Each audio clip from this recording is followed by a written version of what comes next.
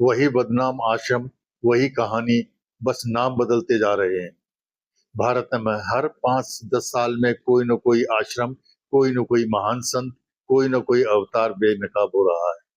कोई मदरसे का पादरी, कभी किसी फादर की धर्म परिवर्तन करवाते वक्त चादर फट जाती है, कभी शोषण, कभी बलात्कार, कभी धन की लूट, कभी राजनीति, कभी हत्या।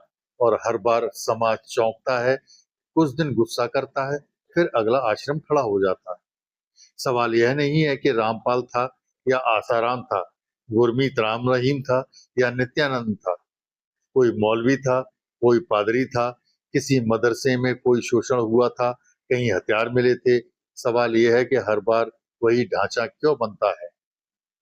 जब तक कोई सन्यासी घूमता रहता है गांव-गांव, शहर-शहर, लोगों से मिलता है, उनके सवाल सुनता है, उनके भ्रम तोड़ता है, तब तक समाज में कुछ हलचल होती है, तब तक चेतना जीवित रहती है।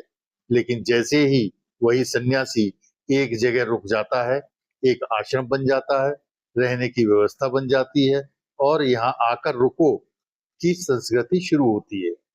उसी दिन पतन की नींव पड़ जाती है। क्यों? क्योंकि इंसान जब कहीं रुकता है तो सिर्फ शरीर नहीं लाता, वह अपनी वासनाएं, लालच, डर, असुरक्षा, अपराध बोध सब कुछ साथ लेकर आता है। और जब हजारों लोग अपनी अपनी वासनाओं के साथ एक ही जगह रुकने लगते हैं, तो वहां वह साधना नहीं, बाजार बनता है।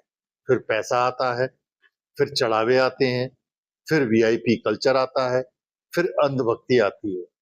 और अंधभक्ति आते ही संत संत नहीं रहता, वह परमात्मा बन जाता है। वह कहने लगता है, मेरे बिना मुक्ति नहीं, मेरे पास आना ही मोक्ष है, मुझ पर प्रश्न करना पाप है। यहीं से गिरोह बनता है, यहीं से एक नया ग्रह तैयार होता है, जहां बाहर की दुनिया गलत है और आश्रम ही सत्य है। फिर वही होता है जो हर बार हुआ है, शोषण, जिस्मों का धंधा, राजनीति, धमकी, हत्या और अंत में कानून की लाठियां और टीवी डिबेट।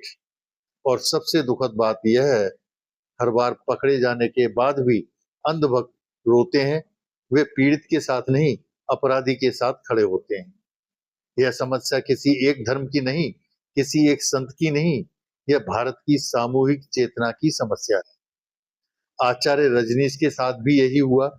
जब तक वे घूम घूम कर बोलते रहे, लोगों को झकझोरते रहे, पाखंड पर हमला करते रहे, वे समाज को बहुत कुछ दे सकते थे।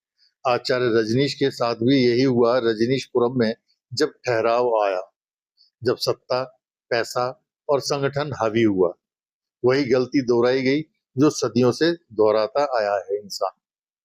सच कड़वा है, लेकिन जरूरी है। इस तरह कोई आश्रम नहीं होना चाहिए, किसी भी संत के पास आम आदमी के रुकने की व्यवस्था नहीं होनी चाहिए। एक बार करके देखिए, समाज में बदलाव आएगा, न कि होटल, उद्योग और साम्राज्य चलाना। अगर कोई व्यक्ति सच में जागा हुआ है, तो उसे तुम्हें बांधने की जरूरत नहीं, वह तुम्हें स्वतंत्र करेगा। भारत तब